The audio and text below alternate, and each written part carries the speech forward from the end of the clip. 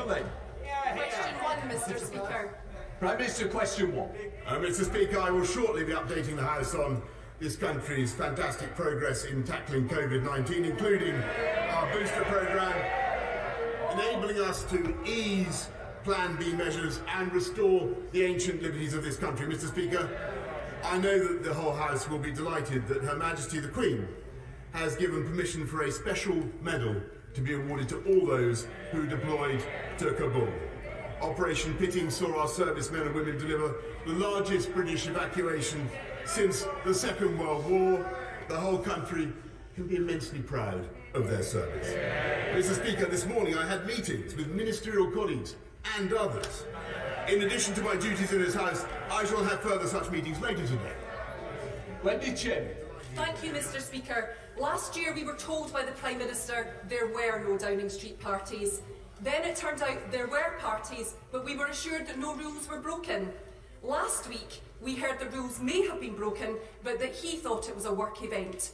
And now yesterday from the man who wrote the rules, it was, well, nobody told me what those rules were. Mr. Speaker, 5 weeks ago the people of North Shropshire were clear, and the people of North East Fife are being clear to me now. No matter the excuse, there is no excuse for taking the British people for fools. Will the Prime Minister agree it is now time for him to resign?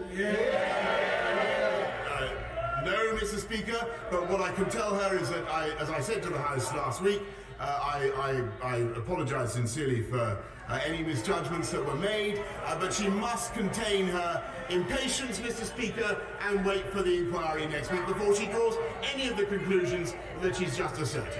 John Murren. Thank you, Mr. Speaker. Latest evidence and research shows that the UK is the most attractive country in the world amongst young people across the G20.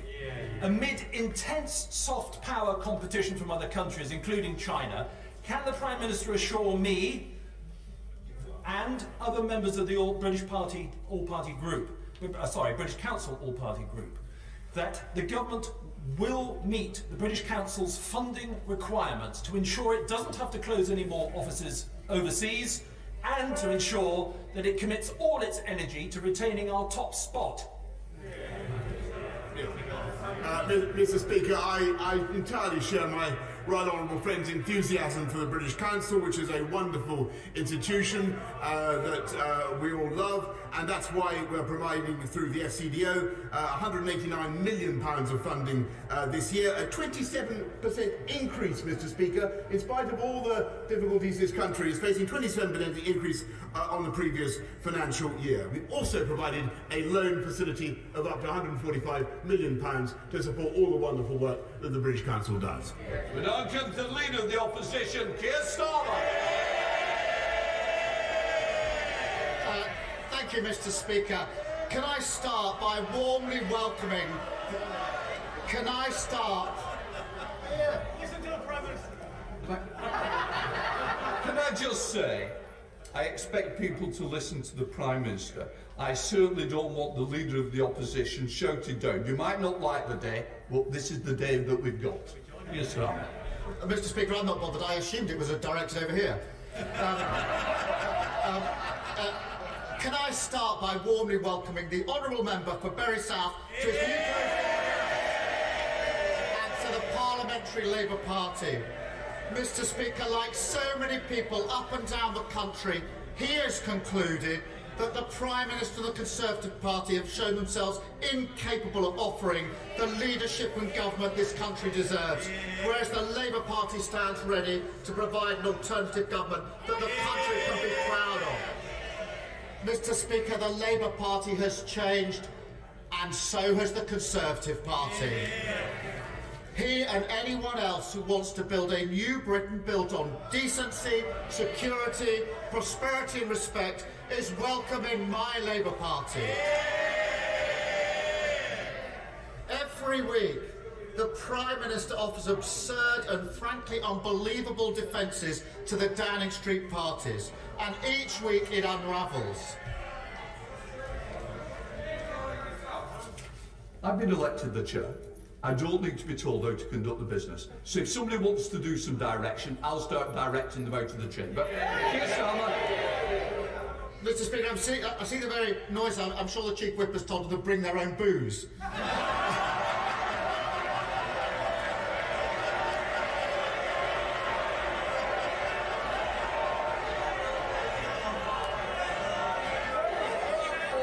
Order. Let's try and get on with questions. It's going to be a long day if not. Keir Starmer. Mr. Speaker, first he said there were no parties. Then the video landed, blowing that defence out the water. Next he said he was sicker than furious when he found out about the parties, until it turned out that he himself was at the Downing Street garden party. Then last week he said he didn't realise he was at a party, and surprise, surprise, no one believed him. So this week, he's got a new defence. Nobody warned me that it was against the rules. That's it. Nobody told him. Since the Prime Minister wrote the rules, why on earth does he think this new defence is going to work for him? Well, thank you, Mr. Speaker. Well, he talks about the rules, and let me repeat what I said to the honourable lady across the aisle earlier on. Of course, Mr. Speaker, we must wait for the outcome of the inquiry. But I renew what I've said, Mr. Speaker. But when it comes to his view, Nobody believes what you say. Can we have a little less? I want to this Prime Minister like I wanted to leader of the opposition. I want the same courtesy from both sides. Prime Minister. Yeah. Well, Mr. Speaker, if we'd listened to the right honourable gentleman about COVID restrictions, which is the substance of his question, then Mr. Speaker, we would still be, we would have been in lockdown after July. If this is the truth, if we listened to the Labour front bench in the run-up to Christmas and New Year, Mr. Speaker, we would have stayed in restrictions with huge damage to the economy. And it's because of the judgments that I've taken, that we have taken in Downing Street, that we now have the fastest growing economy in the G7, and GDP, Mr. Speaker, now back up above pre-pandemic levels. And as for Bury South, Mr. Speaker, as for Bury South, let me say to the right gentleman, Mr. Speaker, by the way, may I say to the right honourable gentleman, the Conservative Party won Bury South for the first time in generations under this Prime Minister, with an agenda of uniting and levelling up and delivering for the people of Bury South. And Mr. Speaker, we will win again in Bury South at the next election under this Prime Minister.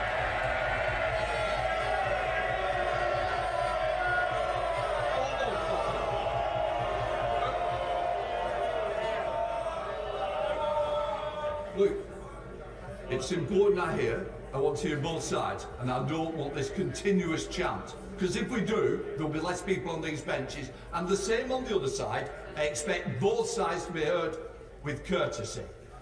Keir Starmer. Bury South is now a Labour seat, Prime Minister. Sorry. Order. Did somebody want me to apologise? No, somebody shouted apologise. I hope it wasn't aimed at me. No. And so we'll also have less from that corner, Keir Starmer. Thank you, Mr. Speaker. Not only did he write the rules, but some of his staff say they did warn him about attending the party on the 20th of May 2020. Now, I've heard the Prime Minister's very carefully crafted response to that accusation. It almost sounds like a lawyer wrote it. So I'll be equally careful with my question. When did the Prime Minister first become aware that any of his staff had concerns about the 20th of May party? Mr. Speaker, I'm grateful to Ronald Jump for repeating the question that he's already asked. We have answered, Mr. Speaker, that it is for the inquiry to come forward with an explanation of what happened, and I'm afraid he simply must wait. But he asked about my staff, Mr. Speaker. He asked about my staff and what my staff are doing and what they have told me. And I can tell him, Mr. Speaker, that they have taken decisions throughout this pandemic that he has opposed to open up in July, Mr. Speaker, as I've said, to mount the fastest vaccine rollout in Europe, and Mr. Speaker, to double the speed of the booster rollout, with the result that we have the most open economy in Europe, Mr. Speaker, and we have more people in employment, more employees on the payroll now than there were before the pandemic began. That is what my staff have been working on in Downing Street, Mr. Speaker, and I'm proud of them. Keir Starmer. So, Mr. Speaker, apparently Sue Gray is going to tell the Prime Minister when he first became aware that his staff had concerns about the May 20th. The Prime Minister's account gets more extraordinary with each version of his defence. If the Prime Minister's new defence were true, it requires him to suggest that his staff are not being truthful when they say they warned him about the party. It requires the Prime Minister to expect us to believe that whilst every other person who was invited on the 20th of May to the party was told it was a social occasion, he alone was told it was a work meeting. It also requires the Prime Minister to ask us to accept that as he waded through the empty bottles and platters of sandwiches, he didn't realise it was a party. Does the Prime Minister realise how ridiculous that sounds? Mr. Speaker, I've said what I've said about the events in Number 10. He will have to wait for what? And Mr. Speaker, I think he asks for further clarification. I think there are lots of people who are interested. I say this entirely in passing, Mr. Speaker. Lots of people are interested in the exact legal justification from the learned leader of the opposition for the picture of him drinking a pint of beer or a bottle of beer, Mr. Speaker. Perhaps he could tell the House about that in a minute, Mr. Speaker. But what I can tell the House is that throughout the pandemic, people across government have been working flat out to protect the British public with huge quantities of PPE, so we can now make 80% in this country, with the biggest and most generous furlough scheme virtually anywhere in the world, and the fastest. And by the way, Mr. Speaker, if we listened to them, we would have stayed in the European Medicines Agency, and we would never have been able to deliver the vaccine rollout at the speed that we did. Keir Starmer. Mr. Speaker, if the Prime Minister thinks the only accusation he faces that he once had a beer with the takeaway, then Operation Save Big Dog is in deeper trouble than I thought.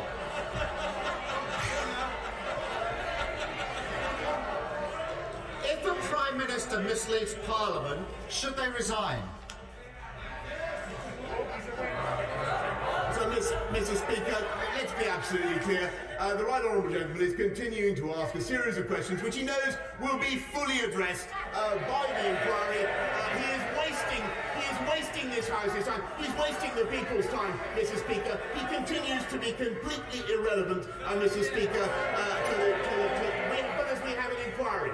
We have an inquiry, Mr. Speaker, and I'm not going to anticipate that inquiry any further. What I can tell him is that it is because of the judgments that were taken in Downing Street and because of the willingness of the British people to put trust, by the way, Mr. Speaker, in those judgments, to come forward in huge numbers to get vaccinated, which people did, and I thank them for it from the bottom of my heart. People did that because they listened to our messages, Mr. Speaker, and it was a result of that that we now have the fastest growing economy in the G7, and youth unemployment, which he ought to care about, youth unemployment at a record low, Mr. Speaker. Keir Starmer. Well, I know it's not going well, Prime Minister, but look on the bright side. At least the staff at Number 10 know how to pack a suitcase. Mr. Speaker, last year, Her Majesty the Queen sat alone when she marked the passing of the man she'd been married to for 73 years. She followed the rules of the country that she leads. On the eve of that funeral, a suitcase was filled with booze and wheeled into Downing Street, a DJ played, and staff partied late into the night. The Prime Minister has been forced to hand an apology to Her Majesty the Queen. Isn't he ashamed that he didn't hand in his resignation at the same time? Mr. Speaker, I understand why the right honourable gentleman continues to politicise issues. No, Sorry, Prime Minister. We normally would not, and quite rightly, mention the royal family. We don't get into discussions on the royal family. Well, in that case, Mr. Speaker, I must ask the right honourable gentleman to withdraw it. I've dealt with it. Keir Starmer. Keir Starmer, if you... Are you going to... Don't withdraw it. Order! Prime Minister, we don't want to go through that again. I'll make the decisions. The answer is that the next question I'm going back to Keir Starmer to ask his final question. Keir Starmer.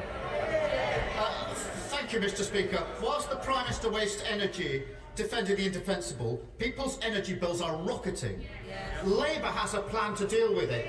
Axe VAT for everyone, provide extra support for the hardest hit, and pay for it with a one-off tax on oil and gas companies. A serious plan for a serious problem. What's the government offering? Nothing. Too distracted by their own chaos to do their job.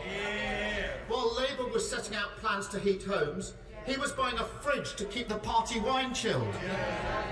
While we were setting out plans to keep bills down, he was planning parties.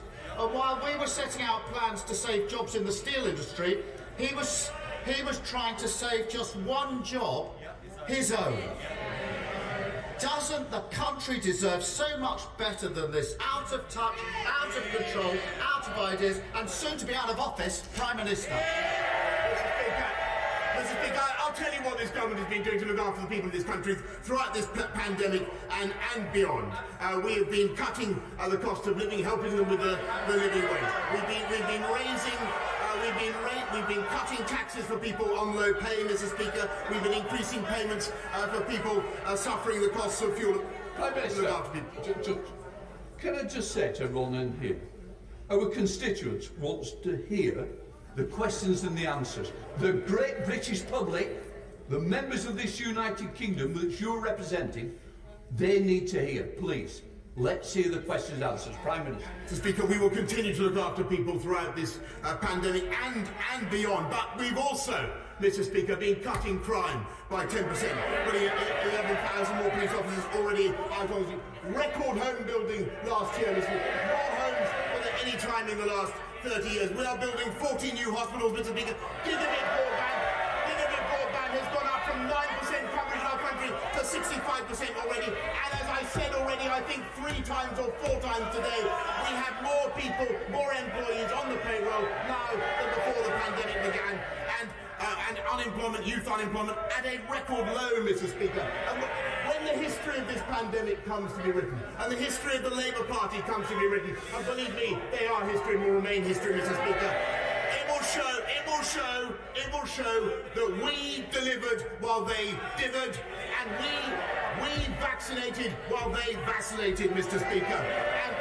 And the reason we've been able to lift restrictions faster than any other country in Europe, and we have the most open economy and the most open society in Europe, Mr. Speaker, is thanks to the booster rollout and thanks to the work of staff up and down Whitehall, across government, throughout the NHS, Mr. Speaker, and I am intensely proud of what this government has done.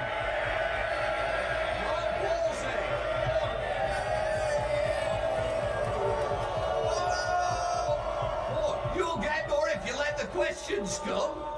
Not pausing. Thank you, Mr. Speaker. Following on from the excellent news on the economy and jobs, the Prime Minister will remember my question to him last year about proposals for a gigafactory in Coventry. Last week, local councils granted outline planning permission to create 6,000 new skilled jobs, to secure many thousands of others, inject £2.5 billion into our local economy and level up across our region.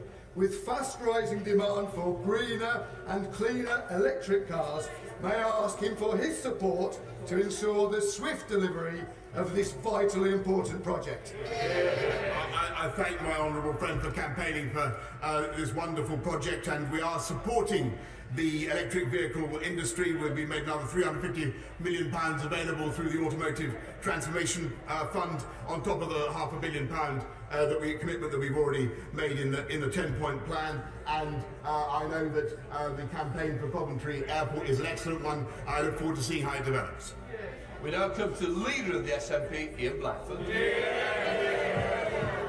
Thank you, Mr. Speaker.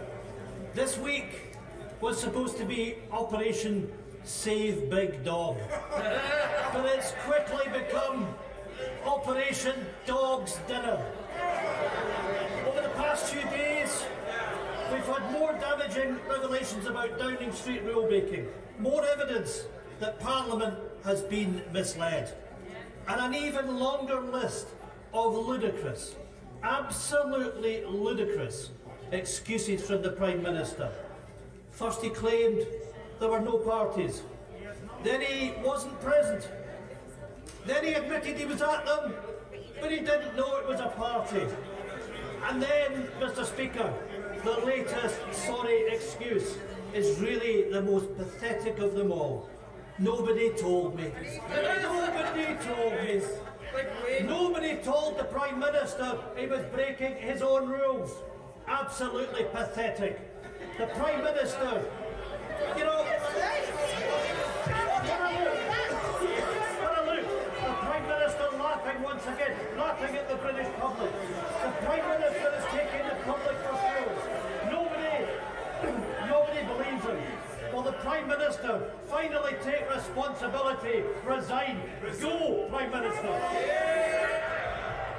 No, Mr. Speaker, but I thank him for his question again, and let me just remind him that there's an inquiry that is due to conclude. I believe he is wrong in what he asserts, Mr. Speaker, but we'll have to wait and see what the inquiry says. But, Mr. Speaker, I think the most important thing from the point of view of the UK government is that we're coming out of the restrictions that we've been in. I'm delighted to see that that's happening in Scotland as well, and that is very largely thanks to the wonderful cooperation that we continue to see across the whole of the UK, though you wouldn't believe it to hear it from him. Ian Blackford. Mr. Speaker, I'm afraid nobody is buying this act anymore. There ought to be some respect and dignity from the Prime Minister. Let's remind ourselves, more than 150,000 of our citizens have died, and he's partying, he's laughing. Mr. Speaker, it simply isn't acceptable. The fake contrition, the endless excuses, the empty promises that it will be different only if we give him one last chance.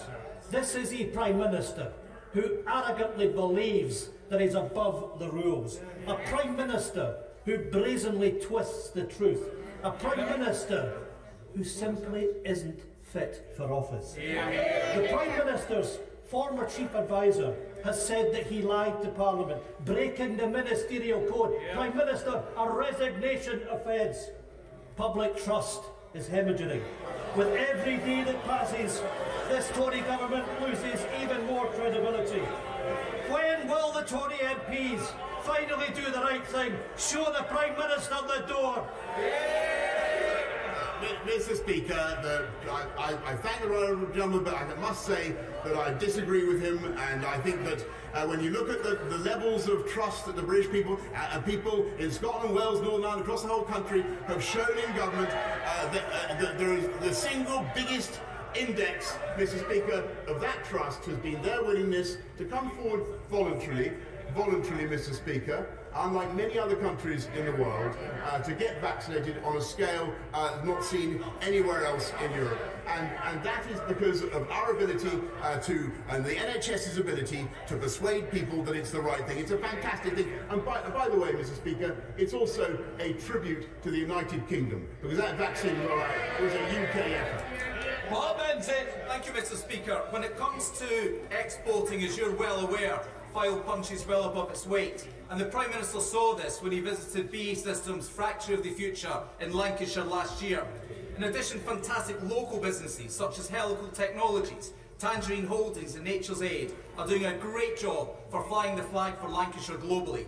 But I've also got many smaller businesses who are eager to get exporting into new markets.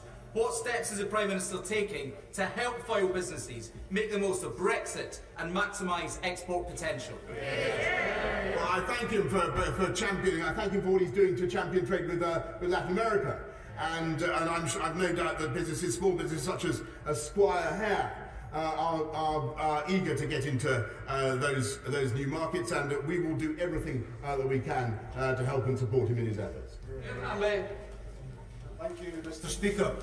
As the cost of living crisis deepens, this government's priorities get ever more remote from my Kirkcaldy and Cowdenbeath constituency.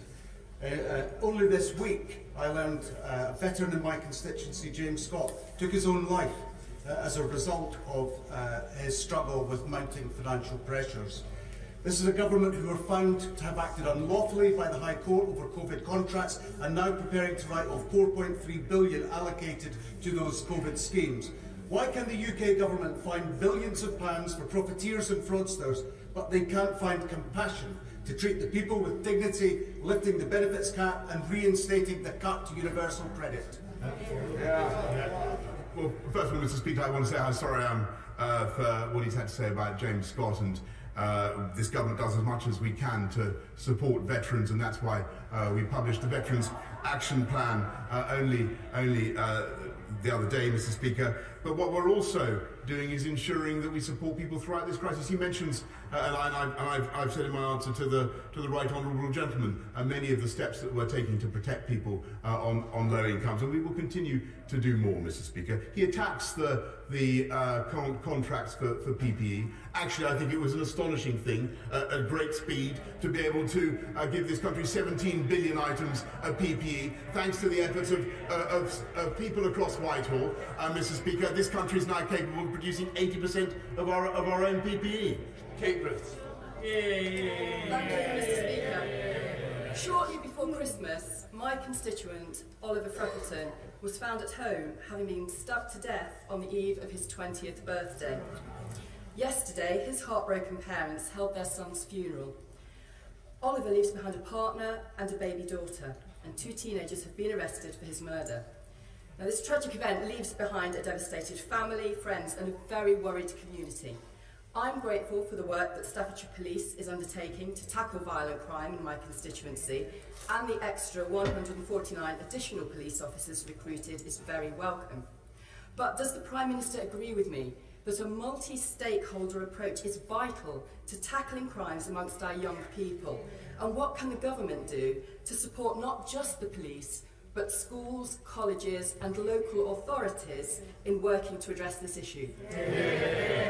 My honourable friend, first of all, I'm very sad to hear the news of the loss of her constituent Oliver, and like so many victims of violent crime, the answer, as is the case with so many victims, the answer is not just policing, though that is vitally important, and that's why we're investing so massively in 20,000 more police officers and supporting them with toughening the law, Mr. Speaker. But it's also, as she rightly says, important to get all the institutions of the state to work together: schools, colleges, social services, and the health service, mental health service as well. Jessica Morton. Thank you very much, Mr. Speaker. Why is it so hard for this Prime Minister to admit that he made the rules, so he should know the rules and he should follow the rules? Everyone out there knows it's as simple as that. And if he had any shred of compassion for all those out there who've suffered through this, he'd go. Mr. Speaker, I entirely understand people's feelings, and I entirely support what she says about obeying the rules when you make the rules. She's completely right. On the other hand, I do urge her to wait, as I've said to the bench and company, to wait until next week. Well. Thank you, Mr. Speaker. The opposition have been told there's going to be an inquiry. They've visited every single question on one issue. Well, my constituent wants to get on with other things. In January 2021, the government estimated that at least 800 million will be released from the Dormant Assets Scheme extension does he agree with me that funding through a new community wealth fund will be a catalyst to level up the most left-behind communities, and the bill should include specific provision for a consultation on the scope, shape and nature of such a fund? Mr. Speaker, we certainly are legislating to, thank you very much, and we will be legislating to expand the dormant assets scheme to include new financial assets, which would unlock an estimated £880 million. We'll be considering how to spend the English portion of that, and the Community Wealth Fund that he proposes is certainly an option, and I thank him very much. Peter Grant. Thank you, Mr. Speaker. My constituent Anne has told me a friend saw the ambulance outside the house on the night Anne's husband died. She wasn't allowed to go into the house to comfort her friend. Anne's husband went to his rest in an almost empty building, while scores of his friends stood freezing outside. Anne went home to an empty house to grieve the rest of the day alone. My constituent Susan wasn't allowed to go in the ambulance or even follow the ambulance, blue light and all, after her husband had a heart attack. Other constituents had the heartbreaking realisation they weren't allowed to go into care homes to break the news in person to their relatives that someone else in the family had died.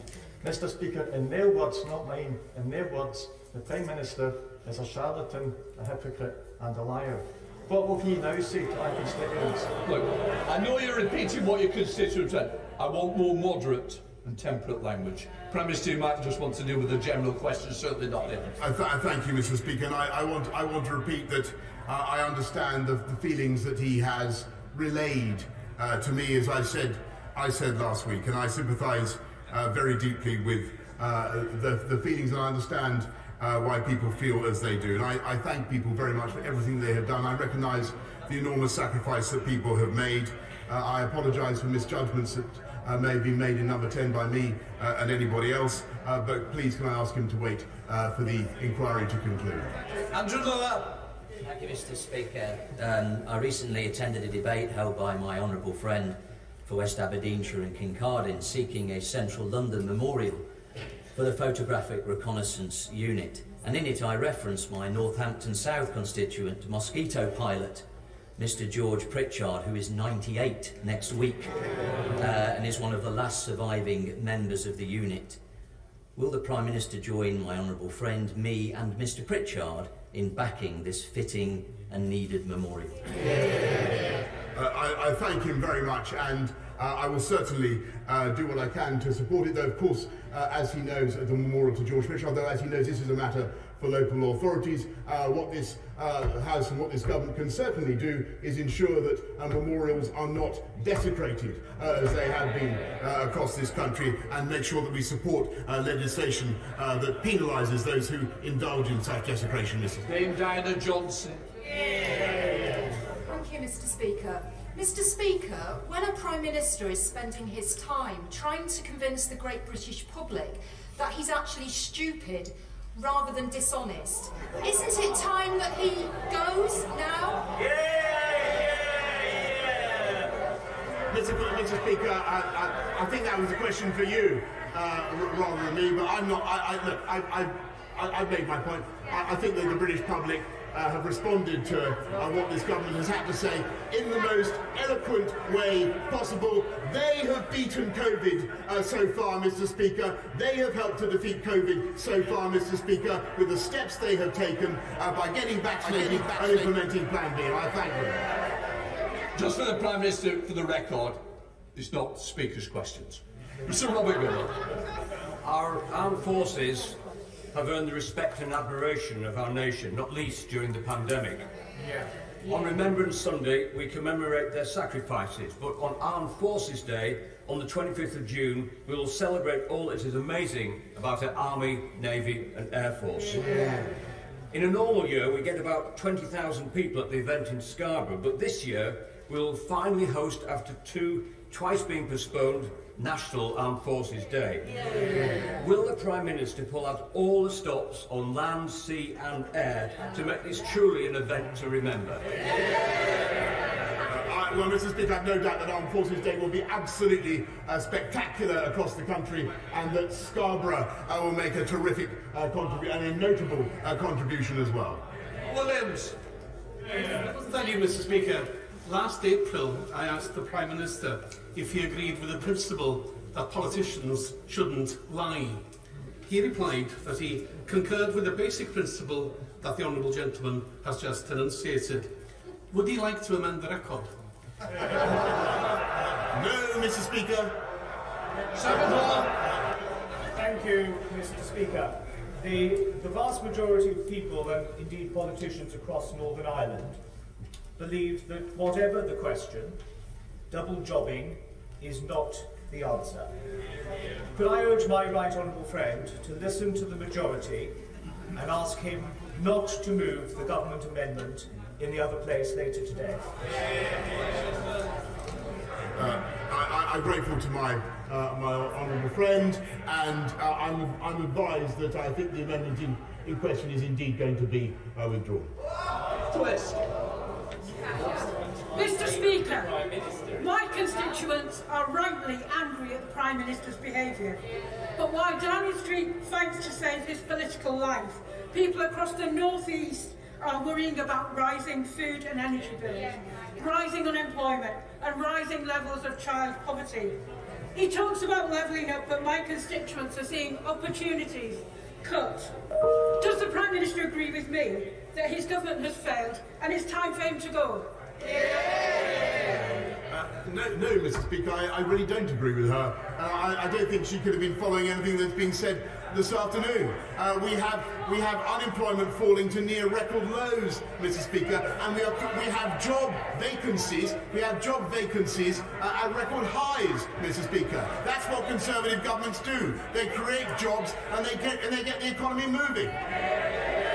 Davis. Thank you, Mr. Speaker. Like many on these benches, I spent weeks and months defending the Prime Minister against often angry constituents. I reminded them of his success in delivering Brexit and on the vaccine and many other things. But I expect my leaders to shoulder the responsibility for the actions they take. Yesterday, he did the opposite of that. So I'll remind him of a quotation altogether too familiar to him of Leo Amery to Neville Chamberlain. You have sat there too long for all the good you have done. In the name of God, go.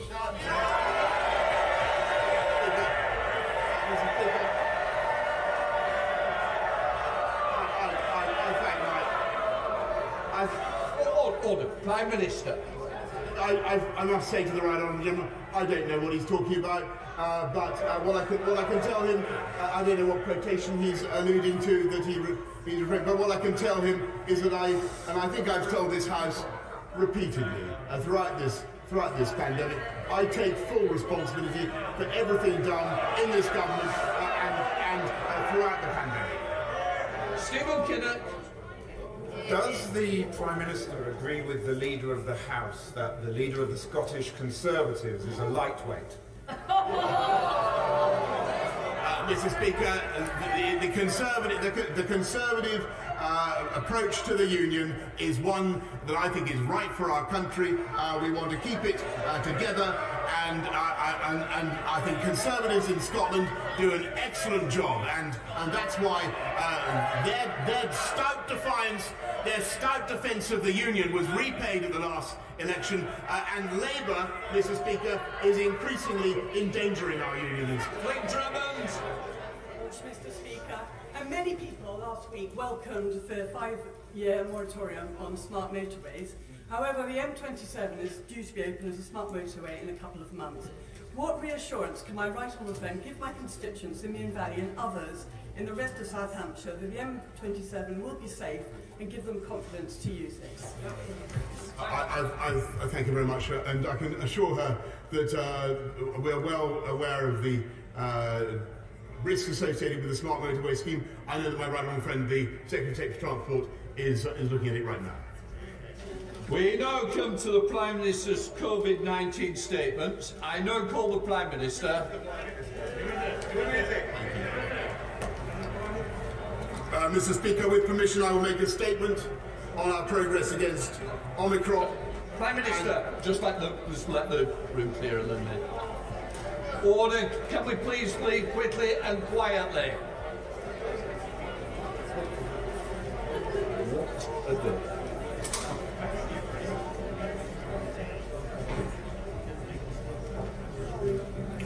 Prime Minister, please.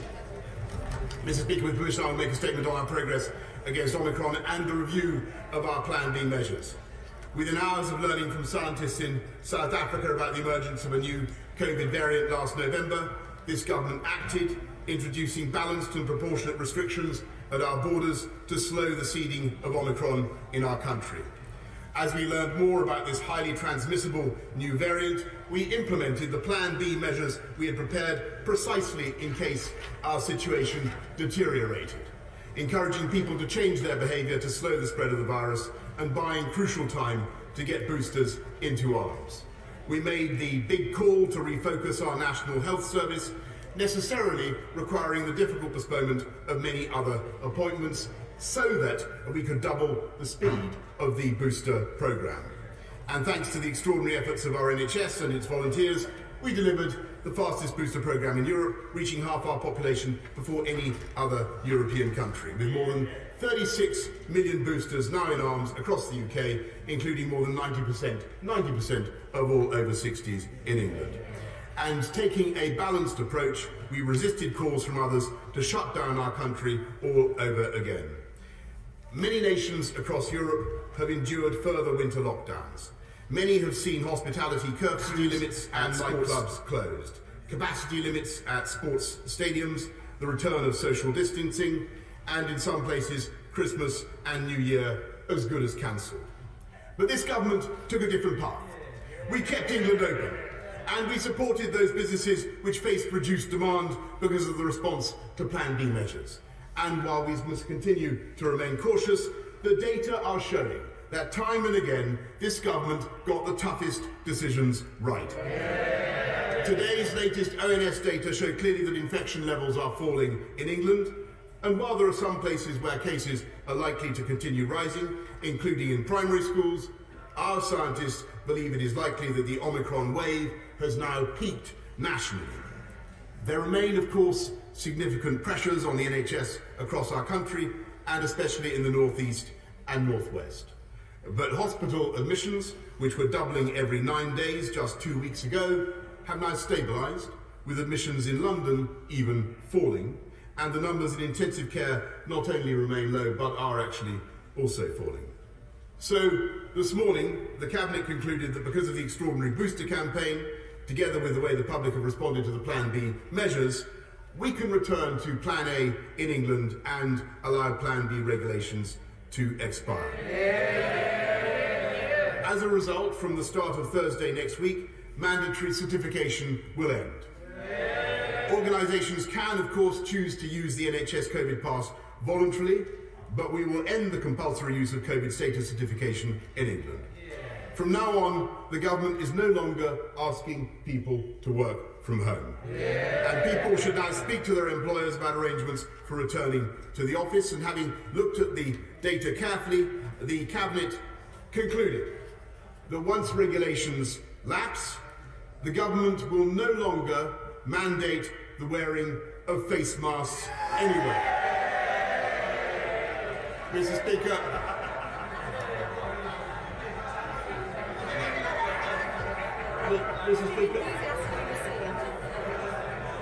Mr. Speaker, from tomorrow we will no longer require face masks in classrooms, and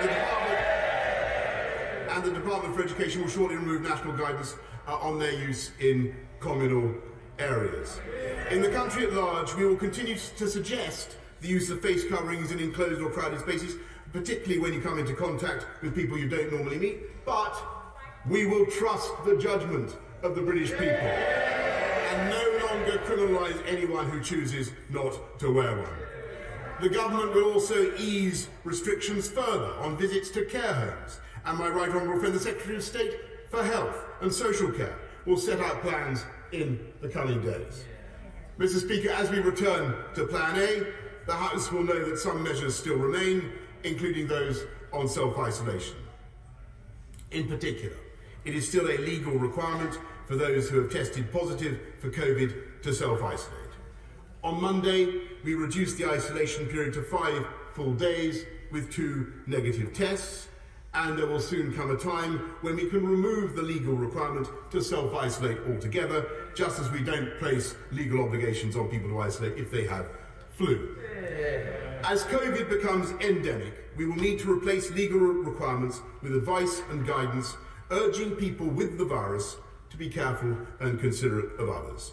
The self-isolation regulations expire on the 24th of March, at which point I very much expect not to renew them. Indeed, were the data to allow, I would like to seek a vote in this House to bring that date forwards. In advance of that, we will set out our long-term strategy for living with COVID-19, explaining how we hope and intend to protect our liberty and avoid restrictions in future by relying instead on medical advances, especially the vaccines, which have already saved so many lives. But to make that possible, we must all remain cautious during these last weeks of winter. When there are still over 16,000 people in hospital in England alone, the pandemic is not over. And Mr. Speaker, make no mistake, Omicron is not a mild disease for everyone, especially if you're not vaccinated. Just look at the numbers in intensive care in other countries where vaccination rates are far lower. Indeed, from our NHS data, we know that around 90% of people in intensive care are not boosted. So I urge members across the House to do everything possible to encourage any remaining constituents who have not done so to get boosted now. And for the next few weeks, I encourage everyone across the country to continue with the behaviours that we know help to keep everybody safe. Washing hands, letting fresh air in, getting tested, self-isolating if positive, and, as I say, thinking about wearing a face covering in crowded and enclosed settings. Mr. Speaker, Omicron tested us just as Alpha and Delta did before. But let's remember some of what we've achieved. We were the first nation in the world to administer a vaccine. We were the fastest in Europe to roll it out, because outside the European Medicines Agency, this government made the big call to pursue our own British procurement strategy rather than opting back into the EU scheme as some people urged. We created a world-beating testing programme, the largest in Europe, Mr. Speaker, and procured the most antivirals of any country in Europe too, because this government made the big call to invest early in lateral flow tests and in cutting-edge drugs to protect the most vulnerable. We've delivered the fastest booster campaign in Europe, and we are the first to emerge from the Omicron wave, because the government made the big call to focus on our NHS and to refocus our activity and lead that campaign to get boosted now. And that's why we've retained the most open economy and society anywhere across the European continent and the fastest growing economy in the G7. Because we made that tough decision to open up last summer when others said that we shouldn't. And to keep things open over the winter when others wanted them shut, Mr. Speaker. This week, the World Health Organization said that while the global situation remains challenging, the United Kingdom can start to see the light at the end of the tunnel. And Mr. Speaker, this is no accident of history. Exactly. Confronted by the nation's biggest challenge since the Second World War and the worst pandemic since 1918, any government would get some things wrong, but this government got the big things right, Mr. Speaker, and I commend this statement to the House. Keir Starmer.